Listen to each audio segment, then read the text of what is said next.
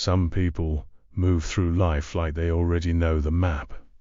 Straight lines, predictable choices, safe ground. Then there are people who learn by getting close to the edge of things, touching them, testing them, seeing what happens for themselves. That energy has existed forever. A lot of native tribes saw it clearly in the raccoon. Not powerful in the obvious sense. Not feared like the wolf, or honored like the eagle. The raccoon sat somewhere else entirely. Quiet, observant, adaptable. Always watching, always figuring something out. It survives by understanding movement. That's what makes it interesting. A raccoon doesn't panic when the environment changes. It adjusts. New space, new conditions, new obstacle. It studies it and keeps moving. There's intelligence in that, but not the polished kind people perform for approval.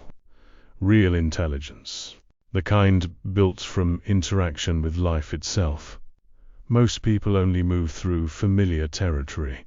They repeat the same thoughts, same behaviors, same emotional patterns. Nothing challenges them enough to sharpen them. Then life changes and they fall apart. The raccoon archetype is different. Curiosity comes first. Not reckless curiosity, just a willingness to see beyond the surface of things. To look where other people don't look. To test ideas directly instead of inheriting them second-hand. That comes with consequences sometimes. Native stories never pretended the raccoon was perfect. It gets caught. It overreaches. It learns through direct experience instead of theory. That's important. There's honesty in that archetype. You stop trying to appear wise and start becoming wise through contact with reality. That changes a person. You become harder to trap mentally, harder to control through fear or social pressure. You stop needing every step guaranteed before you take it. You trust your ability to adapt once you're moving. That's a different kind of confidence.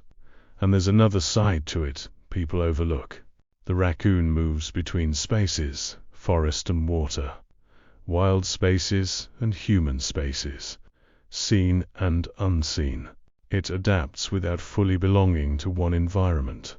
A lot of people feel like that internally, never fully aligned with one group, one identity, one fixed role. That's not always a flaw.